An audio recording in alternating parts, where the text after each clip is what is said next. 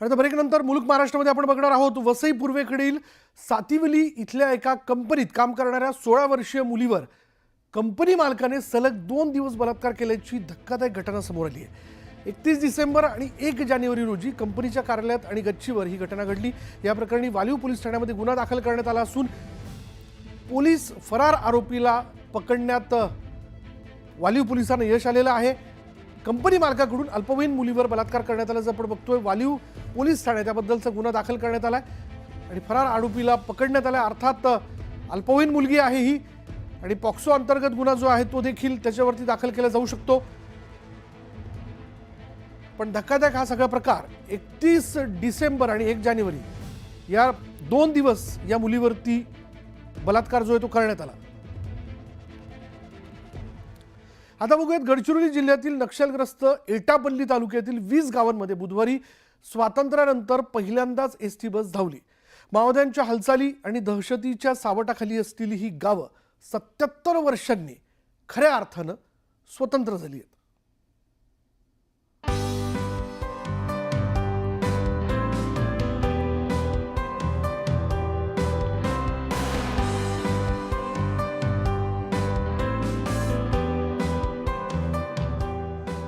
मुख्यमंत्र्यांच्या सोबत एसटीनं बसून प्रवास करणारे हे वांगेतुरी गदेवाडा परिसरातले नागरिक स्वातंत्र्याच्या 77 वर्षानंतर या परिसरातल्या 20 गावांमध्ये पहिल्यांदा एसटीच्या बसचं दर्शन झालं।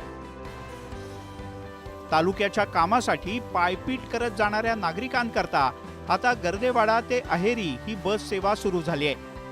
बुधवारी मुख्यमंत्री देवेंद्र फडणवीस स्वतः या भागात ही एसटी घेऊन पोहोचले आणि नागरिकांना सुखद धक्का बसला। या परिसराला अहेरी आणि इतर भागाशी जोडणाऱ्या महत्त्वाच्या अशा तालगुडाच्या पुलाचं उद्घाटन फडणवीस यांच्या हस्ते झालं। त्यामुळे आता या परिसरातील 20 गावातल्या नागरिकांना तालुका आणि जिल्हा मुख्यालयात जाणं सोपं बनलंय।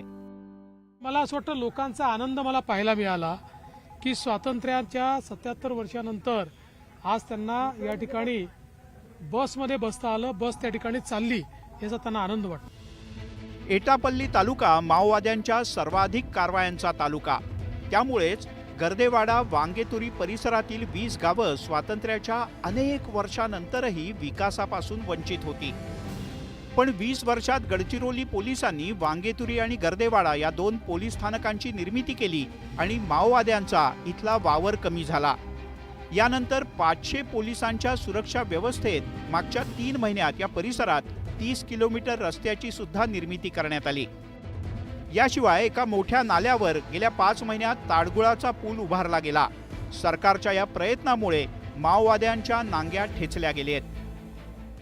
20 गाव जे पावसाळ्यात कटाप व्हायचे, जगाशी संपर्क तुटायचा, अशा गावांना आता या बसचा फायदा होणार आहे। गावकरी थेट तालुका मुख्यालय जिल्हा मुख्यालय येऊ शकतील।